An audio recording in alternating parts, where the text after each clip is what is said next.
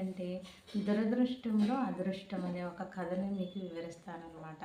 ఆ కథని మీరు పూర్తిగా వినండి. అనగా అనగా ఒక శివాపురం అనే గ్రామంలో ఒక రంగయ్య అనే వ్యక్తి ఉండేవాడు. ఇద్దరు భార్య పేరు సీతమ్మ. ఇద్దరు చాలా కష్టపడి పనిచేసుకుంటూ ఉండేవారు. వాళ్ళకి ఒక కొడుకు గోపి అనే కుమారుడు ఉన్నాడనమాట. అయితే ముగ్గురు చాలా కష్టపడి పనిచేస్తూ ఉంటారు. అడవికి వెళ్ళి ఆకులు తెచ్చి ఇస్తరాకులు కుట్టి అమ్ముతూ ఉండేవాళ్ళు.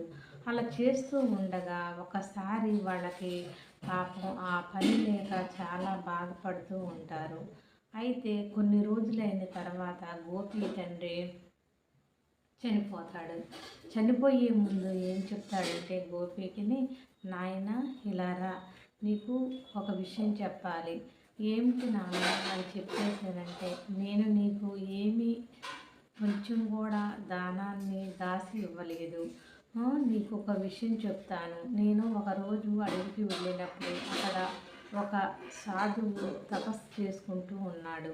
అతనికి చాలా అలసటగా ఉండి కళ్ళు తిరిగి పడిపోతాడు. అప్పుడు నేనే అతన్ని తీసుకొని మంచినీళ్ళు ఇచ్చి దాహం తీర్చి అతన్ని దగ్గరికి తీసుకొని ఆయన ఆరోగ్యం సరిపోయాక అతన్ని తీసుకెళ్ళి అక్కడ పంపించి వస్తాను.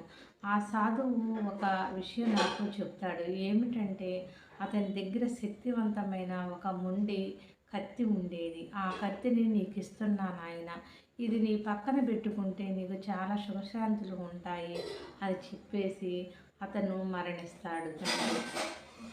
ఆ రోజు నుంచి తల్లిని పోషించటానికి ఏమీ దారి లేక యథావిధిగా తండ్రి చేసిన పని అడవికి వెళ్ళి ఆకులు తెస్తూ విస్తరాకులు కుట్టి తల్లి కొడుకు పక్క గ్రామానికి వెళ్ళి అమ్ముతూ ఉండేవాళ్ళు. అయితే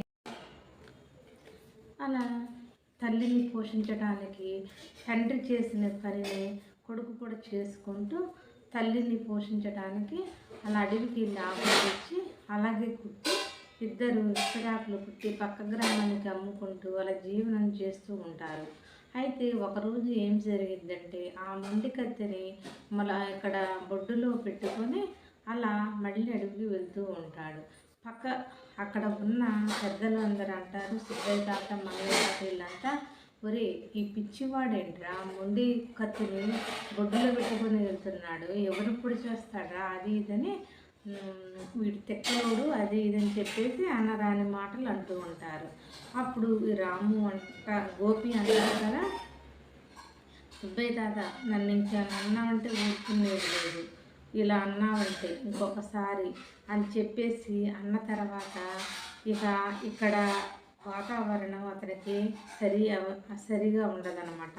అందరూ అనేకంగా అంటూ ఉంటారు. తల్లితో చెప్పేసి, అమ్మ మనం ఈ ఊరిలో మనం ఉండవద్దు, నేను పక్క గ్రామానికి వెళ్ళి కష్టపడి ధనాన్ని సంపాదించి తీసుకొస్తాను, ఈలోగా నువ్వు అత్తయ్య వారింట్లో ఉండు అని చెప్పేసి కాసినన్ని అటుకులు కట్టుకొని తల్లిని తీసుకొని వాళ్ళ అత్తయ్య ఇంటికి తీసుకెళ్ళి తల్లిని అక్కడ వదిలిపెట్టి వస్తాడు. వదిలిపెట్టి వచ్చిన తర్వాత అలా వెళ్తూ ఉంటాడు. వెళ్ళిన తర్వాత ఒక చోట అలసటగా ఉందని ఒక చెట్టు కింద కూర్చుందామని అలా శ్రద్ధదిద్దామని అలా కూర్చుంటాడు అనమాట. అప్పుడు అక్కడికి ఒక రాక్షసుడు వస్తాడు. ఒక రాక్షసుడు వచ్చి, ఆహా నేను ఆహారం తినక చాలా రోజులైంది, మానవ ఆహారం భలే ఉంటుంది మాంసము, ఈరోజు నిన్ను పూజిస్తాను అని చాలా రాక్షసుడు సంతోషపడుతూ ఉంటాడనమాట ఆ గోపిని చూసి. ఆ గోపి ఏం చేస్తాడంటే, నా ప్రాణాన్ని ఎలా రక్షించుకోవాలి ఏమిటి తెలియటం లేదే, మా నాన్నగారేమో ఈ మొండి కత్తిని ఇచ్చారు, ఈ మొండి కత్తి నీ దగ్గర ఉంటే నీకు చాలా లాభం కలిగిద్ది నాయన అని చెప్పిచ్చారు, ఈ రోజు వరకు ఇంతవరకు నాకు న్యాయం జరిగింది లేదు, అటు చూస్తే అమ్మనేమో అత్తయ్య దగ్గర వదిలిపెట్టి వచ్చాను, ఇక్కడ చూస్తే నీ రాక్షసుడు నన్ను తింటానంటున్నాడు, దీనికి నేను ఆహారంగా అవ్వాల్సిందేనా అని అనుకొని అతనికి వచ్చిన మంత్రంతో ఈ కత్తిని చూపించి నిన్ను ఈ కత్తితో పొడి చేస్తానని చెప్పేసి అని అంటాడు. ఆ రాక్షసుడు ఈ కత్తిని చూసి భయపడి, నన్ను నువ్వు చంపొద్దు, నీకు ఏం కావాలన్నా నేను చేసి పెడతాను అని చెప్పేసి ఆ రాక్షసుడు అంటాడు. ఈలోగా ఇతనికి ఒక ఉపాయం తట్టింది. ఈ అడవిలో నుంచి నేను బయటికి వెళ్ళాలంటే ఇక్కడ జంతువులు అన్నీ ఎన్నో ఉంటాయి అని భయపడి నువ్వు నన్ను తీసుకొని వెళ్ళు, నీ నీ శక్తులతో నన్ను ఈ ఊరి నుంచి బయటికి తీసుకెళ్ళు అని చెప్పేసి ఆ రాక్షసుని దగ్గరికి అడుగుతాడనమాట. ఆ రాక్షసుడు ఒప్పుకుంటాడు. ఒప్పుకొని ఇతన్ని వీపు మీద ఎక్కించుకొని అలా పైకి తీసుకెళ్తూ ఉంటాడనమాట. తీసుకెళ్ళిన తర్వాత నన్ను బెదిరిస్తాడా చంపుతానని అని చెప్పేసి ఇతన్ని అక్కడే వదిలేస్తాడనమాట. ఆ పైనుంచి కిందకి దొంగతనం చేసిన దొంగల దోపిడీ వాళ్ళు నలుగురు వ్యక్తులు ఒక చెట్టు కింద కూర్చొని రాజుగారి కొడుకుని ఎత్తుకొచ్చి ఒక చెట్టుని కట్టేస్తారనమాట. కట్టేసి ఇలా నలుగురు కలిసి ఏం చెప్పుకుంటారంటే, రాజుగారికి కబురు పంపిద్దామరా, మనకి ఎక్కువ ధనాన్ని ఇస్తాడు, ఇచ్చినప్పుడు అప్పుడు రాజుగారిని వదిలేద్దాం కొడుకుని, లేదంటే చంపేద్దాం అని చెప్పేసి నలుగురు అనుకుంటారు.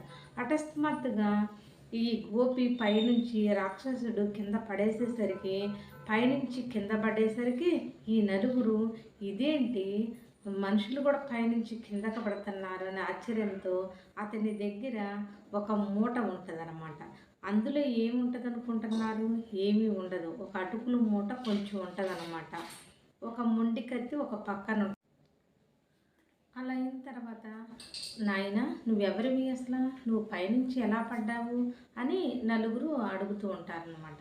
ఇతని తెలివితేటలతో ఇతను అంటాడు కదా, నేను నా దగ్గర దుష్టశక్తులు ఉన్నాయి, నేను మిమ్మల్ని మాయం చేయగలను అని చెప్పేసి అని అంటాడనమాట. ఈ గోపి ఒట్టిదానికి అక్కడ రాజుగారి కొడుకుని కట్టేస్తారు కదా, అతన్ని రాజుగారికి కబురు పంపిద్దామరా అని చెప్పినప్పుడు ఇతను డబ్బులు ఇచ్చేటట్టు లేడు, రాజుగారు డబ్బులు ఇవ్వనన్నాడు కదా, ఈ రాజుగారి కొడుకుని చంపేద్దామరా అని నలుగురు అనుకుంటూ ఉంటారు.